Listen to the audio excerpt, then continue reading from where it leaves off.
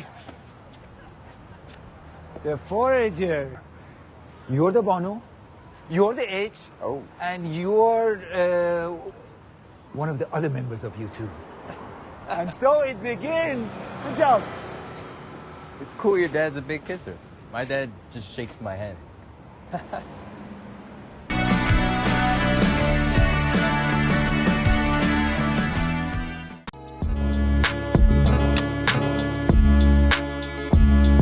Welcome back to another episode of Along the Way podcast. This episode is a good one. This is with my brother Ramon Nuñez. He's an actor, entrepreneur, fitness influencer, model.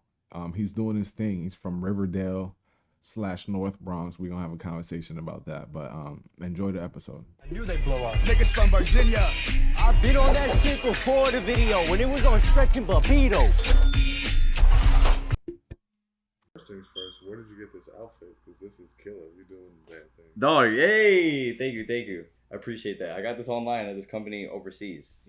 Yeah, man. But you said just now that damn, skin tone mics. Is that a thing? I mean, I wouldn't be surprised if it's a thing, but no, I've never seen it. I've never, because it's always, they always wrap the mic underneath our shirts or behind us. Okay. Yeah, Well, behind our shirts. given that we're already into the conversation, I appreciate you for joining us. Welcome back to the show. I call it the show because I'm still pondering on a mind. I mean, on a name. I've changed the name of my podcast several times, and I feel like the content remains the same as far as like the idea of the content. Okay. So the name, whenever I figure it out, I'll figure it out. I'm still sub 50 episodes, so we can figure that stuff out later. But I appreciate you for joining me. Come on now. Nuñez. That's me, man. Actor, influencer, artist. When I met you, we met at the gym. Yeah. I was like, damn, I like this guy. Like you have an energy about you. Thank you, bro. That is rare for New York. And I say that like kind of unfortunately, because I feel like That is unfortunate. New York is very like territorial, very much. I liken it to a jungle, for real. I know they say concrete jungle, but I liken it to a jungle in the way that we're like hyper vigilant and like protecting ourselves when we're out in the streets. And like you're such a bright being. You're just like happy and like, just nice to people all the time. And I'm like, that's rare to see in New York. Yeah, you're nice. You can't be from New York. No way. No. But you're from Riverdale, which a lot of people don't know about, which is like would you call it a sub borough of the Bronx? It's so funny because a lot like of people, a county or a city. a lot of people from Riverdale can be super like pompous about it. If you tell them they're from the Bronx, they'll look at you like you're wild. They'll say, wait, no, I'm from Riverdale. Mm-hmm. Even though damn well that zip code says you're clearly from the Bronx. No, I love being from Riverdale, man. I love being from the Bronx. It is in the Bronx, so I am from the Bronx, even though it's one of the nicer sides of the Bronx. Right. So tell me about your childhood. How was it growing up in Riverdale? Because, like I said, I grew up right across the bridge, right? Yeah. Just a little bit up the street from what would be South Riverdale.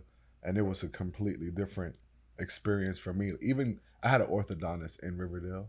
And okay. To me, I was like, ain't no way is this New York City. Like, as a fifth grader, I'm like, it's so peaceful and serene and clean. And which is so unfortunate to say about your own city. Yeah. Again. Because when you think of New York City, you think of like Teenage Mutant Ninja Turtles, rats, pizza, taxi cabs. Fact. Yeah, so tell me a little bit about what it was for you as a kid in the Bronx / Riverdale. Right. In the Bronx / Riverdale. Man, honestly, bro, I was really blessed to be brought up there. The moment I was born, I'm my mom's youngest son. Mm-hmm. The moment she had me, she took my older brother and her out of another area in the Bronx. She said, no, we can't live there because it was a tough side, the rough side of the tracks for sure. And if I'm assuming as far back as the 90s, mid-90s, like definitely. It must have been insane. Like I remember watching like Warriors and like all that. I love the Warriors. Yeah, it's a great movie. And like there's another one. I can't remember. I think it was like it's all those like weird hip hoppy early 80s movies that like portray New York City like the Bronx is burning. Like that's one of those That's one of those news headlines from when I was a kid that resonated and stuck out to me so much, that the Bronx is burning, because it's like, damn, like, someone recently told me that Brooklyn, Queens, and the Bronx are all subsets of Manhattan. Like, it was built to serve the financial district. So I'm like, you just see it like kind of like thrown together, not really well thought out as far as like layout and you know, design, like education, traffic, all that. To me, it's like it's not well thought out. So like, what do you feel like the difference was for you? I mean, thankfully, my mom took my family outside of that situation, so I don't know what it's like to live on the, honestly, I don't know what it's like to live on the rough side of the tracks, bro. I've seen it. I have family from it. But to be brought up in Riverdale, going back to your first question, how was it living in Riverdale? A blessing, dog. A blessing. Because again, it doesn't feel like the Bronx. As I guess as sad as that is to say. Now, is it sad to say for you? Because no, I look at my students, right, that from the high school that I was teaching at. Yeah. I look at them and I'm like, I feel so bad that they are cheated out of a normal high school experience, like not having a football field, not having a full-size locker, not having driver's ed, stuff like that. Because I mean, like, the streets are just pandemonium all the time. Like, driver's ed, to me, in the South Bronx, you could do it in like Gun Hill, North Bronx, Riverdale. Even that's so it's still unheard of, like driver's ed in Bronx, New York. Yeah, I did it, but when I was a kid, I did it when I was 16 in Gun Hill. But that's pretty cool. Yeah, those are the experiences that I feel like kids in the Bronx get cheated out of. 100%. So is that something you got to do? I didn't do driver's ed. I did not do driver's ed, but you asking if I pressed play on here? Yeah, I did. I didn't do driver's ed, but I definitely had an interesting New York City childhood because it's still the Bronx, New York, right? Mm-hmm. Man, Riverdale to me is like, it's like a home away from home. It's the suburbs. You have the city, Manhattan, 20 minutes south. It's a good life, bro. I lived a really blessed life, and my mom worked super hard to give me that. I saw the sweat off her back, man. So that kind of brings me into, how did you get into acting? Because I feel like a lot of parents, I guess, or would you call them like baby boomer parents? Like, yeah, right. From that boomers. Generation? Like, I feel like that industry is not serious to them. Like, it's lawyer, doctor, you know, scientist, whatever, you know, the three main pillars of success was for our parents back in the day. Like, how did you see your mom motivate you in ways to, like, you know, not only acting in other ways until you found acting? How was Bro, that's a great question, man. So going back to my childhood, it was interesting because my mom's a single parent of 2 kids, 2 boys. So she really couldn't do much for us in regards to making sure we had the best life. So she made sure we were healthy, roof over our head, food in our stomach, clothes on our back. Anything that she could do to make us happy, she would absolutely do. But having said that, being a single mom, you can imagine how limited your resources are because you're the one pulling all the weight. Mm-hmm. So was she an immigrant? Like, no. My dad's, she grew up here. She grew up in the States. My dad's from Dominican Republic though. Okay. Yeah. They met in New Jersey, but that's a whole nother dynamic. You ever heard of Joey Diaz? Of course, he's hilarious. I love how he mispronounces UFC fighters' names all the time. he taught me so much about what it was to grow up in Jersey in that time frame. Yeah. My family on my mom's side, they're from Newark, so it was probably a wild time back then. Again, my mom took me out of that situation. She didn't let me touch that situation at all. I'm super fortunate for my upbringing. So what were some of your like early endeavors? Was it always acting from day one? That's a great question, man. So the way I got into acting was because the way I was brought up. I went to school, came home, went to school, came home. Because you can imagine a single mom, limited resources, only but so much she could do. Of course, she's trying to make sure we live our best life. But still, let's be real, a hard life. So like relatively you don't have much hard. Time to do many extracurricular activities. That's what I meant by hard. Yeah, there wasn't time to do many extracurricular or at activities. least like she has to work, so she wants to make sure you home safe. So right. You're pretty much home. And don't get me wrong, I did extracurricular activities. I played tennis. I learned how to swim, etc. But super limited. So I would come home, do some extracurricular activities, and then go to school, rinse and repeat. So when I was at home, homework's done. What do? All right, let's throw on the TV. So the TV, bro, played a pivotal role in my childhood. Filming TV. Same. Right? Come on now. Come on. Damn. Yeah, man. So I became an actor simply from growing up on watching TV, Disney, Nickelodeon, Robert De Niro, Johnny Depp, specifically Shia LaBeouf on Even Stevens. Okay. On Disney Channel, I was gonna ask. I didn't even know if this was open to discussion. Yeah. You told me a story about. We can talk about that. We can talk about that. I'm pretty low key with it, but listen, man, we can talk about it. It's on the table. No. For me, for sure. I want to get into. It's crazy how you said like we resonated on growing up on TV. Yep. Because I'm like, damn, is this how it's showing up for me now? Like wanting to be on camera in this way. Like I always thought of myself to be shy in that regard, but like, damn, it could be resonating now. But you said Robert De Niro, Shia LaBeouf, and you told me a cool, interesting story about him. So, I don't want to just hop right into it, but sure. I guess like watching these shows, what were some of your like early entries into the industry? Like, were you in high school, like doing auditions, middle school? You know, ironically enough, my school PS310 that I went to right there. Yeah.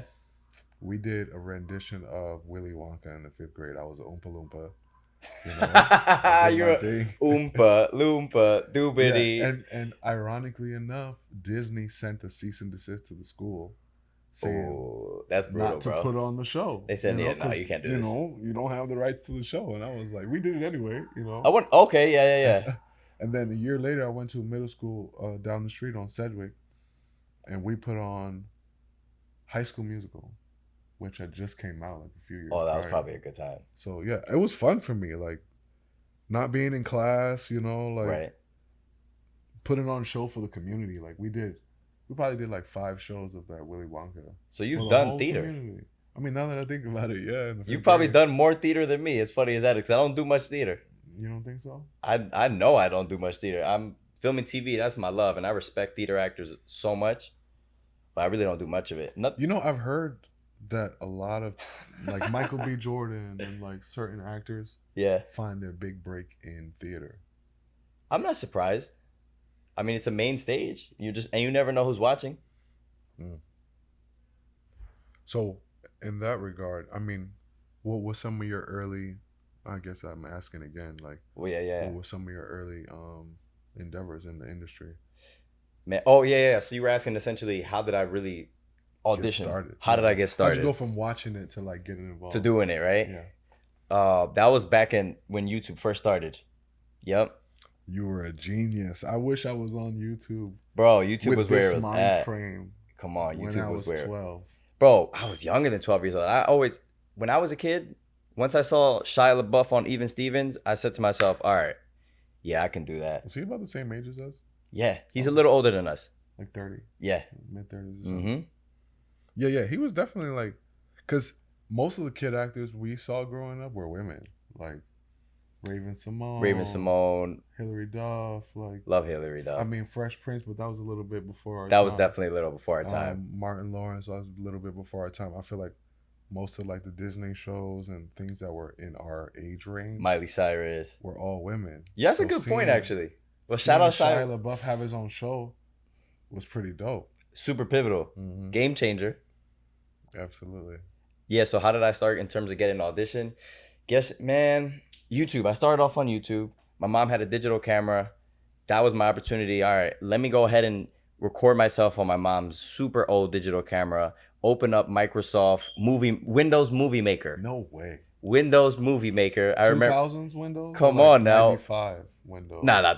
Well, the app itself was Windows Movie Maker. Yeah, bro. Okay. And so I would get jiggy on that, man. Make my own short films. Just acting a fool, just like Shia LaBeouf would on Even Stevens. That was truly literally just like selfie game, like vlogging in the house. I would make short films. Short films. Yeah, I would make short films. Plot and everything. Well, I don't know if it probably didn't have a plot. I don't think they're like Oscar winning short films, and I still have some to this day. But I would do it, man. That's funny. Plot and everything. Would you have like other people in your? Or was it just you? Like, are you the only person the only animal I featured was my dog. So That's there was fire. it was just a one man show. So were you doing like the TikTok style? You're playing several characters, like how you see today. Like people will do. That's like, interesting. the No, teacher and the student. I didn't get that far. No, it was just one character. Okay, But I would act a fool, man. that's fire. Yeah. And so you got views. Like you got people were watching. I mean, I got a few views, maybe like my aunt and my classmates, but it was out there for the internet to see. But Heck yeah. but it gave you the Platform. drive to keep going. The drive and that platform, definitely the drive. The platform. What do you mean when you say the platform? Like, Well, I was putting it out there on the internet. where like my question is like, how did you get your first official gig? Okay. That's on your IMDb page. Well, you know what? Before that, I could tell you how I got my first official audition. Again, this is just the younger version of me knowing what I wanted to do and doing it. I went ahead, by chance, I found a manager to audition for over in Times Square. My mother, I set that do you audition feel like up, that's bro. the way to do it. Have a manager, Um, have an agent. You know, you gotta have one of the two for what's sure. the difference? Manager's more personal. They're with you to manage your career. Agent has a hand in your career. They're like, hey, I have these bookings in this genre, and they're just pairing you. They mold you. They help mold you at least. An agent. Manager. Okay. Yeah, But an yeah. agent will be more like hands off, more like a contractor, Yeah, right? They help you find gigs. That's about it. exactly. Okay. People person. All right. Connect the dots. So you were saying? Yes. So I set up my first audition over in With a Times manager. Square, bro, with an agent, Okay. with an acting agency. And my mom drove me there. I remember her. She had to be by my side because, of course, I was a minor at the time. I did the audition, and I don't remember doing super well, but the agent saw something in me and then told my mom, all right, this is what it's going to look like if he wants to get anywhere, X, Y, and Z. And those X, Y, and Z turned out to be me missing time from school. And you tell a Latin woman that? Hell no. Absolutely not. So that dream or that fire extinguished real quick. Wow. Yeah, bro. My mom wasn't able to fuel me in regards to my acting career. She couldn't be a manager because, again, she's a single mom. Now, that's odd, right? Because from what you said in the beginning, she was very supportive of like doing things outside of the norm of like New York City, right? But at the same time, of course, she's gonna go back to her roots as a Latin mom. So Right.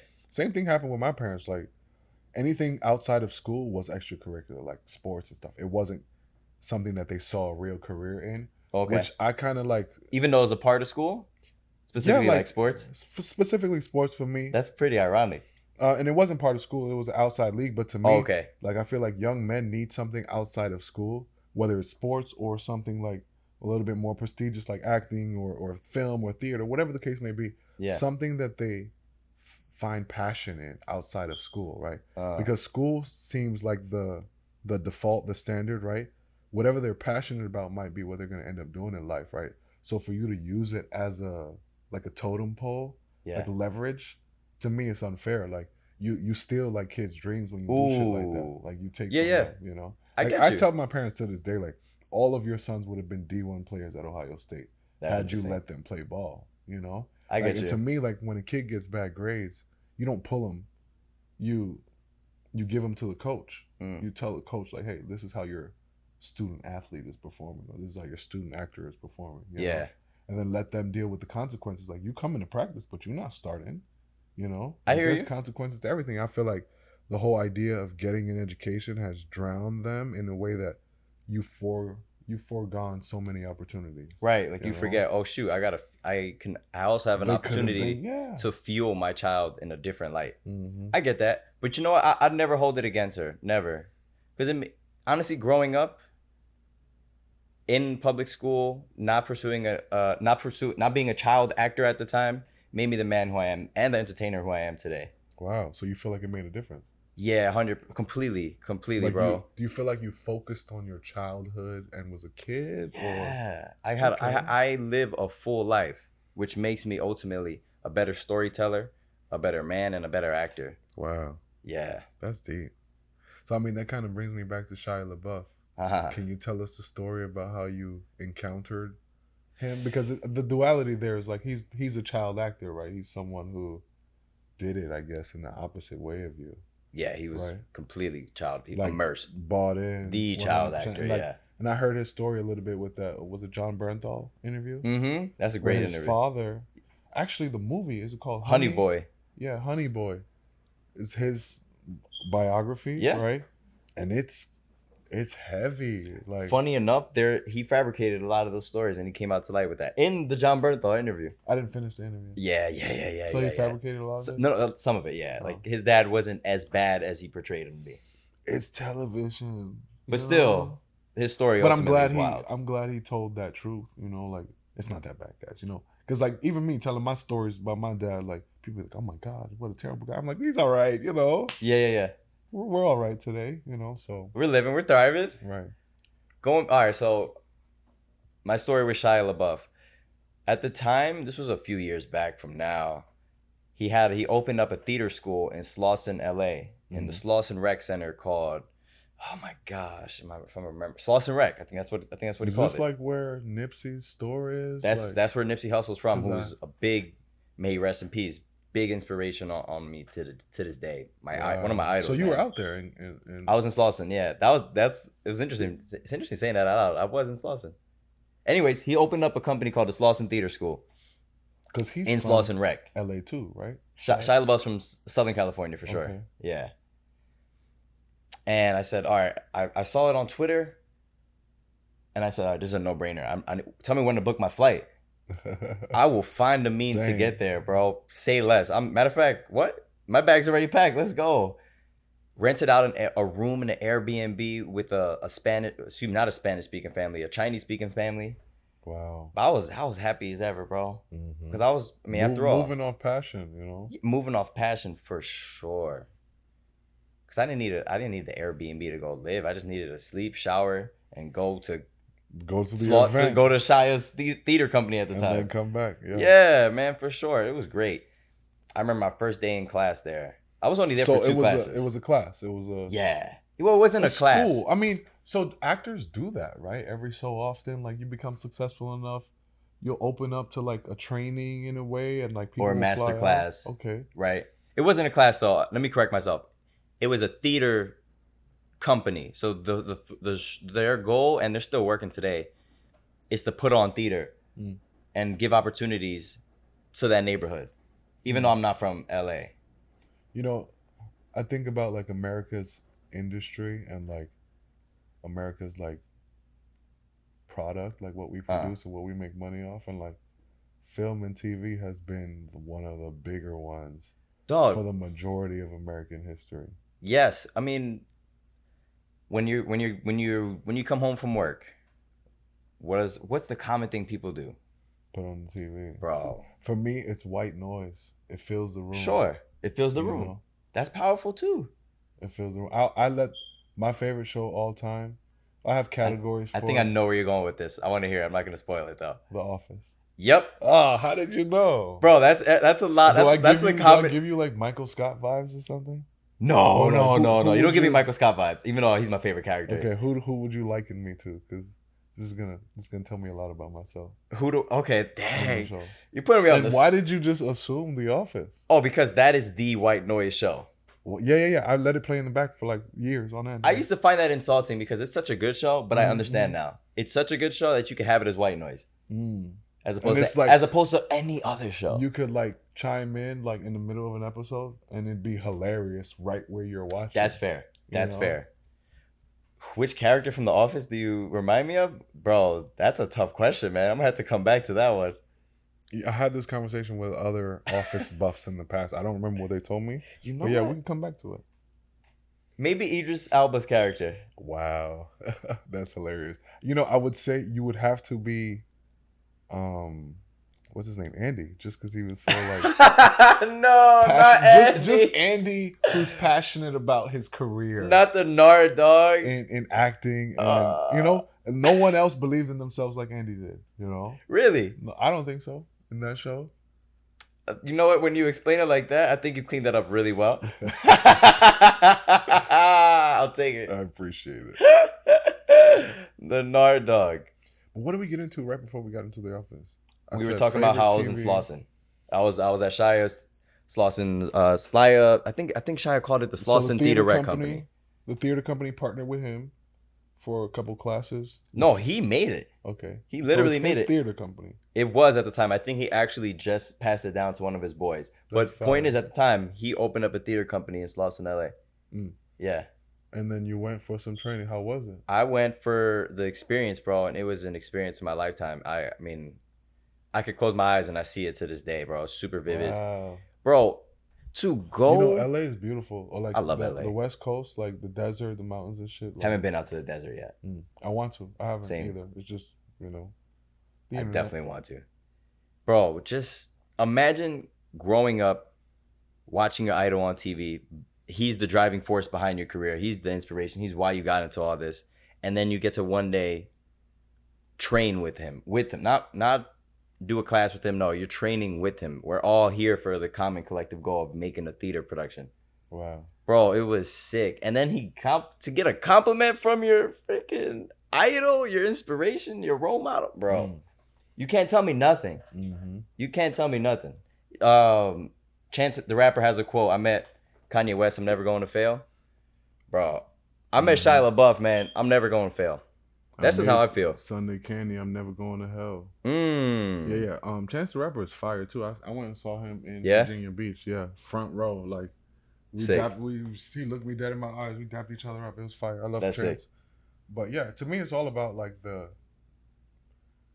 if you're doing something for passion and you're not worried about the dollar that's attached to it. Charlemagne said this in his book. Like, if you're doing things and you're not worried about the paycheck that's gonna come with it, 9 times out of 10 it's gonna 10x. Like, the money that's gonna come is gonna be ridiculous, and you'll be so fulfilled anyway. Like, to me, it's more about fulfillment now. Like we talked about it earlier in the car. Like, for me, like podcasting became sort of like a duty, you know. Because I felt like there were so many expectations to maintain, like people, outfits. I gotta look good. I gotta be fly. I gotta do this. Sure. But it's not about that, you know. Like having all these people in the room that's behind the camera but not on screen really not helping. You know, not to say that they manipulated me into being there. Like my own ego wanted all those people there, you know, and like all the extra in the show, the fluff, what I thought it took to run a show, and it's sure. like not even. You know, to me, it's all about dope conversation, you know? And I want to have a simple title, something along those lines. Yeah, man. And I think the less you ponder on it, the I think it's going to come to you, honestly. Especially the more you're pursuing this industry. Yeah, man. Journalism, in a way. You know, I think 100%. Human beings are very interesting. I like the indie film industry because you get to see, like, less, like, big company, like... agendas and shit like that, and whatever message they were trying to deliver in the movie. And so, like, one of my favorite movies, The Grand Budapest Hotel. Have you seen that? No, but one of my favorite movies. It's a funny movie. It's just a funny movie, and it was just like such a good story, you know. And it's like in Budapest, and they're like traveling around. I think it's like a murder mystery. Bro, if you like that film, one of my favorite movies, one of my favorite films. It's called Charlie Countryman. It's one of Shia LaBeouf's movies, of course. And it's filmed in Budapest. You should watch it. Wow. Yeah. You should watch it. I think Shia LaBeouf, I'll put him up there with like one of the greats for me. Oh, he's top 5. Like, yeah, like Fury, respectfully, he's top 5. Fury had me in shambles, bro. That movie had me in shambles. That is a great film. Another movie that had me in shambles, Warrior. The 2 UFC brother, one of them the teacher. Yep. I recently saw that, by the way. That one had me in shambles too. Yeah, I'd be behind screen. Hotel Rwanda had me in shambles. I was crying I was like 12 years old in the movie theater, boo-hooing behind it. But it had me shook for real because like I'm from Africa. Like my parents like, look at that. See, yeah, like they'll be like, look, you know, and I'm just like, what? Like, but going back to film, look at that. You have all these different emotional ties to film and TV. And then I use it like an emotional crutch now, like The Office, like. I need it. It's emotional support for me. Bro, The Office got me through some tough times. Oh, for sure. We're not even going to get into that, but just know you are not alone. Oh, damn. Yeah. To me, I'm like, damn, like sometimes I don't even want to rewatch it because I'm like, it's going to remind me of when I was going through this with this person. But I feel like you shouldn't. I shouldn't attach I don't think you should have attached it to that. If anything, you should be more thankful for it.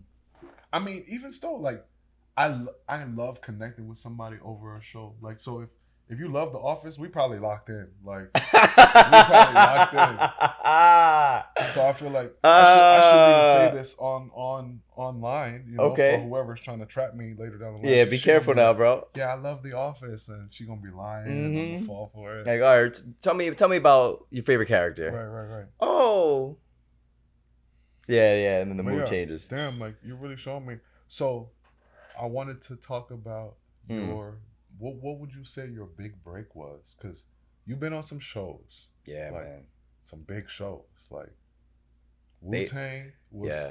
I watched season 1, not season 2. Was that you were on season 2, right? I'm on season 3. There's like 4 seasons now, right? There's 4. They just finished. They just dropped so, their series finale. And funny enough, they used footage from my scene again in the series finale. But it's like if you know, you know. Okay. Yeah. Anyway, so, that show was fire. See, and I haven't even seen the progression. Right, I stopped at season 2 because I lost my damn Hulu subscription. we got to get that back so you can finish Absolutely, it, man. I will. I mean, I have a website where Fair enough. But how did you? Was that your first big break? Bro, In my head, I was thinking everybody has. he's admitted to pirating right now. I'll pay. Notice how I left that alone. If I support my man, so I'll pay for the Hulu and watch the show on there. But everything else, bro, I don't pay for anything. No, I didn't even make that. Wait a second, bro. I didn't even make that correlation, bro. You about to bootleg? You about to bootleg my stuff too? Hold on now, fam. No games, like no that. pay-per-view, no TV show. I'm not paying for it anymore, bro. Like, and some of these like pirating sites, like it's a subscription, so like That's you can make funny. sure that you get high quality stuff. It's good stuff out there. I didn't bro. put 1 and 1 together. I wasn't even thinking that way. That's funny. Yeah, I like that. What were we talking We were talking about Wu-Tang. Yeah. We were just talking about different shows. Was that your big break? No, And bro. how did you end up? What was your big break? And then how did you end up progressing to that show? Dude, you know it's funny just hearing you say like I've been on I believe you said big name shows. Now that I'm thinking about it, bro, yo, you're right. And I'm so thankful for that. Most of the shows I've been on, prime cable, all streaming, new media, Netflix, Hulu. Bro, I'm happy. Now, Sometimes you just gotta sit back and appreciate what you've done. This is one of those moments. congratulations. Let's Yo, break on it. Thank you, man, for But real. My question is, do you feel like it's a proximity thing? Do you feel like it's because you're in New York? You're like, if you were from Kansas, Oh, would you be getting as many opportunities? I don't think so. If you were in LA, would you be same amount of opportunities, Maybe even different more. shows? Yeah, I could see that for sure. The latter of the New York two. has an aesthetic, right? New York New York's a hub. New York, Atlanta, LA, maybe even Chicago. Those are the hubs. That's where you need to be if you want to be a filmmaker, or an actor. Now I be seeing people like traffic all the time. Like they're cutting off, access to certain streets. They were doing like a shoot in the Bronx, like off of Jerome Avenue. Yeah. They had like all these vintage cars out, like fake smoke. Like I know, like it was a dirty, grimy, like Bronx, like a mob scene. You could like, tell the it wasn't like a 80s. car insurance commercial. Yeah. I could tell what the look they were going for. For sure, And I was man. like, that's so fire. It's beautiful. It's an art, man. All the hands on deck to make these productions, it takes an army. Going back to what you said, like, what was the first break? It's interesting because I booked 2 TV shows. My first TV shows were almost like back to back. I worked on Gotham, which was sick, especially if you're a fan of comics or DC, Marvel, even though it's DC. Fire. And then after that, I worked on another show called Bull. So one was on Fox, one was on CBS. And this is Primetime Network, bro. These are my first 2 gigs on TV. And is it like you are like Coffee Man number 3? Nah, You just get in the not order, or not like- even. Not even, bro. I had a name. Okay, for Gotham, I was like thief number 3. Okay. But for Bull, nah. You had a name. You were Let me see if I can still remember Homeboy's name. Oh my, Dewey Cussler, I believe was my character's name. Do you not like immortalize these characters that you've played? Like, What do you mean by that? like in a way, like remember them verbatim, like can like kind of tap back into that character for a little bit. That's a great question. I mean, it would take some work, but it wouldn't be impossible. It's not impossible. Yeah, for sure. So how was that? Those first 2 shows like? Was it Gotham? Amazing. So working on I believe it was in that order: Gotham, and then I went ahead and booked Bull. Mm-hmm. More or less, it was either vice versa or that order exactly. Mm-hmm. Working Now, on what Gotham. does that process look like? Auditioning, getting the. Do you know what show you're auditioning for? For sure. Okay. Definitely. I mean, there are certain productions we signed NDAs for, but then you could kind of read between the lines and say, okay, this is for X, Y, and Z. Mm-hmm. But for those 2 shows, I knew exactly what I was signing on for. That process, I auditioned. Well, first of all, my team sent me out for it. Mm-hmm. Then the casting directing team said, all right, we want to see Raymond and XYZ actors for the role. Mm-hmm. I auditioned, got the call, got the email. All right, you booked. Time to go to set. Okay, so I understand the casting director's team. Who's a part of your team? Right. At the time, I just had an agent for those 2 roles. Now I'm fully represented. Got a manager, agent, love my team. But at the time, I just had an agent. Okay, that's beautiful. Yeah. Now, are you paying these people like on a monthly basis? Mm-mm. Is it a commission, like they get a portion of your gig? That's exactly it. Okay. Anyone, my team, just as an actor, your team gets paid when you get paid. We're talking about agents and managers. Now, your publicists, lawyers, that's a whole different ballgame. Yeah, that's something completely different. Mm-hmm. They're on retainer. Sure, exactly. Now, is this a media lawyer that you would hire? Depending on what we're talking about, yeah. Yeah. Well, what kind of options do you have? Well, media lawyer, then you've got your PR, and then you've got your... lawyer as well? Say it again? A PR agent would be a lawyer? Would they be... No. That's completely separate. Uh-huh. And then you've got your accountant for your... Depending on how your business is set up. Yeah, there's a whole process behind all that. You as an actor are an LLC. You're a sole proprietorship at the least, bro. Yes. So it's mostly W-9 contract work? Nah, bro. It's all contract work. Okay. In regards to you're paying taxes on this, it's not like you're going to get hit with a 1099. They're not going to pay the taxes for you, and you're just getting... You're not a W-2 employee. No, you are. You pay you your are. own taxes, right? Yeah, you are. You don't get like a 1099. I mean, I don't know what... you get a W-2. I mean, there are some... Hold on now. There are some actors who have gone without paying their taxes, but we've seen what happened to them. We're not gonna name drop. We're not about to name drop. You're right. Yeah. You and so like pay your taxes. So you're saying like, damn, because I did hear about a lot of actors like get hemmed up, right? And you hear about it a lot till this day. And do you think because of the way the industry is set up, you're set up to wait like you're not learning about taxes, and then like companies, like corporate companies. It's set up like payroll, W-2, onboarding, all that stuff. Sure. I feel like with film and TV, it's very much so like a networky, people you may know kind of business. Like once you're on, you're on. It's like a. But it's having said that. Handshake deal. No. Everything is contract, right? But like right because think about it. As far as taxes, everyone wants hands off. Like you handle your thing, I handle mine. Okay, yes. Because remember, everyone involved is involved in their own. If we're talking about on a professional level, everyone has their own union. So everything is definitely by the book, on paper. There's a paper trail. Yeah. So again, pay your taxes. That is the message. Pay your taxes. Man, so did we get into how you got into the big breaks, right? So your team got you the gig. You did the audition. Casting called you. So now. How long do these gigs last? Like, is it like weeks on end, months on end, Monday through Friday? Yeah. 12-hour days. Mm-hmm. Wow. So, I you know what's funny? A lot of people dread those 12-hour days. I love them. Okay, that's really interesting. But I could understand why other people dread it. Because as an actor, what are we doing? We're in our room for most of the time, walking around, getting snacks, getting food. All right, it's time for us to roll. All right, let me go to set. But everyone else is working most of the time. So shout out to the crew. So for the actor, it's mostly boring. No, it's not boring. It's sweet. Like it's a great life. It's a blessing, bro.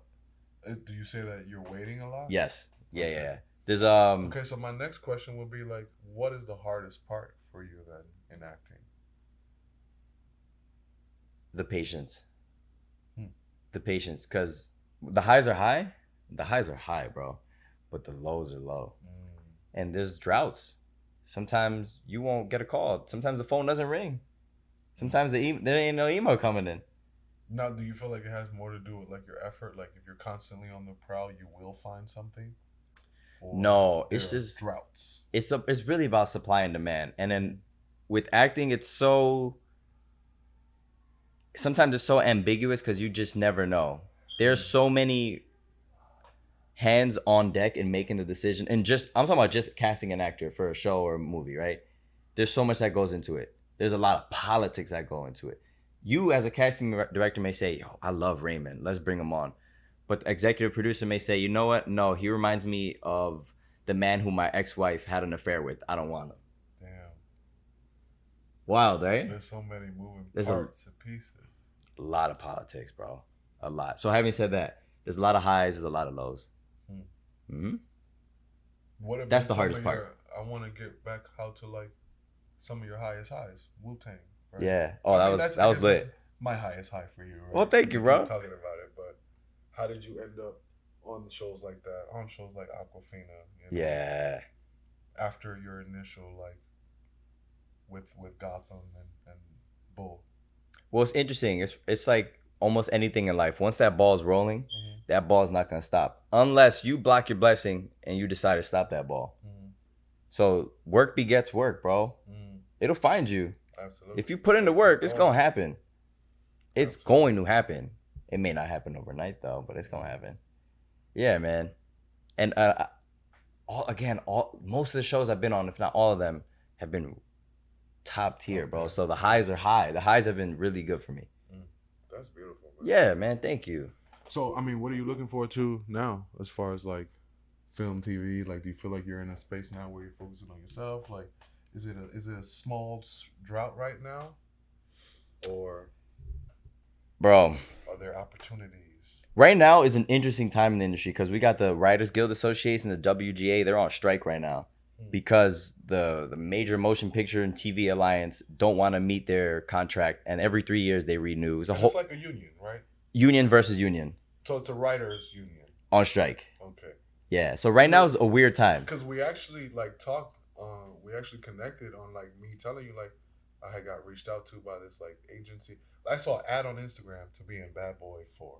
Right? Sure. You see those all the time. Mm-hmm. And it was a company called like something 9, and it was basically like a pitch, right? To if you pay us this amount of money, it was like $100. See, now that kind of 20 sounds bucks, suspicious. right? We will send you ads, or we'll send you bookings for someone in your demographic. So like Sure. 6 foot tall black guy. Yeah. You know, I was gonna ask you like, is it the same for you? Like, do you have to meet the aesthetics of the character before you even audition? That's another great question, bro. So in casting, for let's say you're going out for a show like The Office, the writers will send out to their casting team, the casting directors, the producers, the showrunners, saying, "All right, I need a character. I need the character Jackson. I need someone who's Asian, white, tall." And they may give a description saying, Is "Oh, it he's super or? quirky." Is it or like Asian or white or tall? Or Asian- do you have to meet all the. No. So again, there's so many hands that go on deck. Sometimes sometimes these productions don't really know what they want. So you can come in and be different and still like. You can be completely Wow, opposite of what the role says. And then Somehow you got that audition, and they may say, "All right, we can make this work. that clicks. We love this guy, even though he's complete opposite of what we had written or in mind. We want him, her, them. We want them." What an industry, man. Yeah, it's beautiful, man. Takes thick skin, but Yeah, it's like- beautiful. I think the confidence that it builds will be amazing. But like you said, the highs are high, the lows could be low. Like For sure, bro. getting shot down, you know, like being turned down. Have you ever had like a pretty like hurtful denial? Like you're like, damn, like I can't believe I didn't get that. You know what, bro? Not hurtful, because I mean, I've gone out for things which would have been amazing to book. Of course. I'd be lying to you if I said otherwise. But I'd also be lying to you if I said it was hurtful. You never take it personal, because again, going back to the politics I told you, I will never know why. Or maybe I will find out why, and it'll make sense. All right, it just wasn't for me. What's for you is for you. Ain't no one taking that from you. Absolutely. You so positive, man. Like, Bro, thank you. that's amazing. Thank you, man. But I appreciate you for joining us, brother. Thank you for having me. Check in quarterly because I assume that you will have a new show coming out. I got something in the works, man. And then we'll watch the shows. I'm gonna put the clips in. Yes. Like that you sent me. I'll clip them in. If you want that picture of you and Shia, I'll. We can keep the picture of Shia on the low, but those clips. Yeah. Yeah, We'll put yeah. those clips in there. Full send, bro. Yeah, Please. I mean, I love that I got to saw the picture. It was fire. Thank you, brother. We put it up there with meeting your idols in real life. Like, yep. Whenever I have mine, I'll put them right next to that one. It's always so beautiful when you meet your idols and they're great. Mm-hmm. Oh yeah. Like, it'd be terrible if they disappointed you. Because we know those stories happen all the time. Thank you for having me, brother. Yes, sir. I appreciate you. Thanks for watching, guys. This shit don't even come close to my top 20. And another thing, we couldn't even be having this discussion if we weren't in Carla's class. Most of the time when this issue is discussed, I'm the only color kid in my class, surrounded by like 20 rich white kids, and I gotta be that Dominican and represent for my entire damn race. I wouldn't even be telling the story if Mike wasn't here. If Michelle wasn't here. If Tushar wasn't here. If Carla wasn't here. Because that's what people see when they look at me anyway. Why would I bother to give them the satisfaction, right?